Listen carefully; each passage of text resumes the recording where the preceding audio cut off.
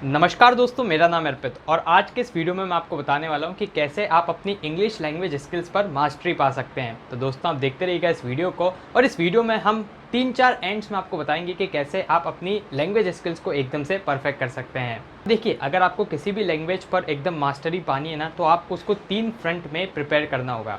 First is listening, second is reading और third is writing. मतलब पहली बात तो ये कि आप उसको अच्छे से समझ पाएँ। सेकंड बात यह है कि आप उसको अच्छे से बोल पाएँ और थर्ड बात यह है कि आप जिस भी लैंग्वेज पर मास्टरी करना चाहते हैं आप उसको लिख भी पाएँ। तो आज हम देखेंगे कि इन तीनों पॉइंट्स पर आप कैसे महारत हासिल कर सकते हैं। तो फर्स्ट इज़ लिसनिंग, कि आप लिसनिंग कैसे इंग्लिश की अच्छी कर सकते हैं, कैसे आप अच्छे से इंग्लिश को समझ सकते हैं। तो फर्स्ट पॉइंट है इसके अंदर भी म्यूज़िक। तो म्यूज़िक एक ऐसी चीज़ है जिसको आप एंजॉय करने वाले हैं और एंजॉय करते करते आप अपनी इंग्लिश की स्किल्स को भी इम्प्रूव कर देंगे।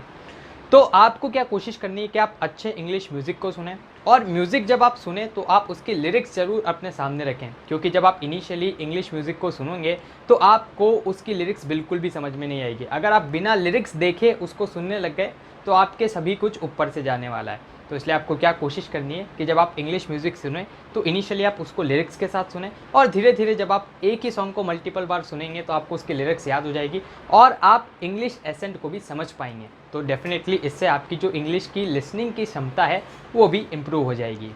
Second is movies, TV shows, entertainment, web series, radio, इन सभी का भी आपको सहारा लेना है। और अब क्या है, अब जब इंटरनेट का ज़माना है तो आपके पास एम्पल अमाउंट ऑफ कंटेंट मौजूद है, भले वो नेटफ्लिक्स हो, अमेज़ॉन प्राइम हो या फिर इस तरह की कोई भी ऑनलाइन वेब स्ट्रीमिंग सर्विसेज हों।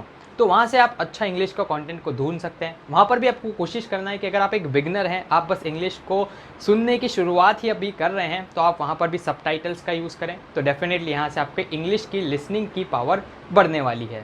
Third point is attend place, exhibitions, talk in English. तो आपके शहर में बहुत सारे ऐसे इवेंट्स होते रहते होंगे जो कि इंग्लिश में होते हैं।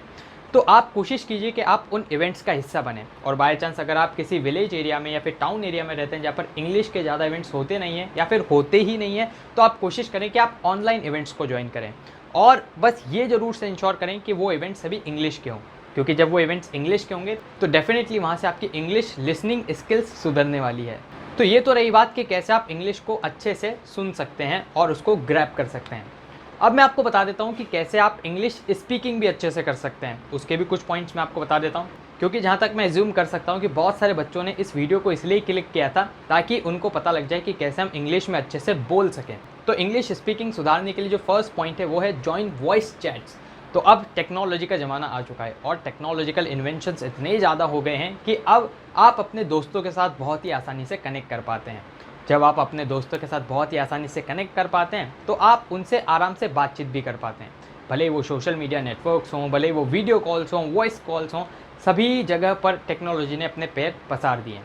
तो अब आपकी ये जिम्मेदारी कि आप उस टेक्नोलॉजी का पॉजिटिव यूटिलाइजेशन करें और आप अपने दोस्तों से, आप अपने सीनियर से, आप अपने प्रोफेसर से, आप प्रोफेशनल से इंग्लिश में बात करें और वहीं से जब आप इंग्लिश में बात करना स्टार्ट करेंगे तो डेफिनेटली स्लोली और ग्रेजुअली आपकी जो इंग्लिश की फ्लुएंसी है वो इम्प्रूव होगी और आपकी इंग्लिश की स्पीकिंग स्किल्स भी अच्छी होने वाली है। नेक्स्ट पॉइंट है टॉक एंड रिकॉर्ड योरसेल्फ। तो the best way to practise something is to practise in front of mirror या प्रैक्टिस विद योरसेल्फ ओनली। तो जब आप खुद के साथ किसी भी चीज़ को प्रैक्टिस करते हो तो आप उसमें और भी ज़्यादा बेहतर होते हो। तो दो ऑप्शन है आपके पास खुद के साथ प्रैक्टिस करने के लिए। फर्स्ट तो ये कि आप मिरर के सामने जाइए और वहाँ पर आप इंग्लिश में बात कीजिए और अपने आप को एनालाइज़ कीजिए। सेकेंड ऑप्शन ये कि आप अपनी वॉइस को रिकॉर्ड कीजिए और फिर उसको एनालाइज़ कीजिए कि कहाँ पर गलती रह रही है, मुझे किस तरह का एसेंट चाहिए था, किस तरह का आ रहा है, कैसे मैं इंप्रूवमेंट ला सकता हूँ। तो ये सब आप काम कर सकते हैं खुद से बातचीत करके। नेक्स्ट पॉइंट है talk to your classmates in English when you are not in class. तो आजकल क्या होता है, बहुत सारे इंग्लिश मीडियम स्कूल्स में ये कंपलसरी हो जाता है कि सभी बच्चों को और टीचर्स को इंग्लिश में ही बात करनी है। तो हम स्कूल में तो लिमिटेड बात करके अपना काम चला लेते हैं, लेकिन फिर जब हम स्कूल के बाहर चले जाते हैं तो हम वापस आ जाते हैं अपनी जो भी मातृभाषा रहती है उस पर।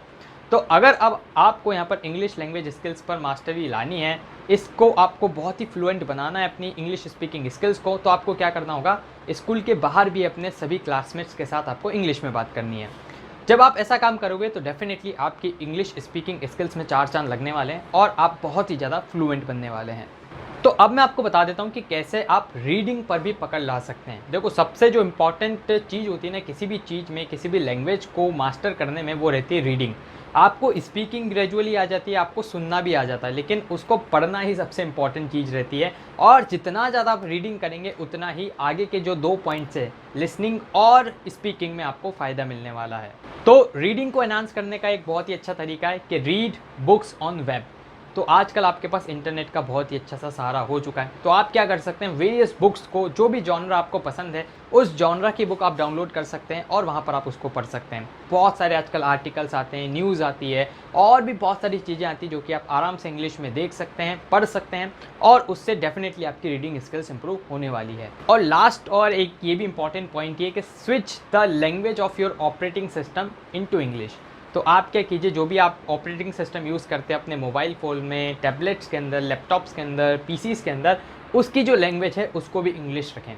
हालांकि मोस्ट ऑफ इंडियंस अपनी जो लैंग्वेज है स्मार्टफोन की या टैबलेट्स की या पीसीज़ या लैपटॉप्स की, उसको इंग्लिश ही रखते हैं। लेकिन फिर भी अगर आपने अभी तक उसको इंग्लिश में नहीं रखा है और अगर आप चाहते हैं कि आप इंग्लिश स्पीकिंग स्किल्स को मास्टरी करना चाहते हैं, तो डेफिनेटली आप वहाँ पर उसको भी स्विच कर दीजिए इंग्लिश के अंदर।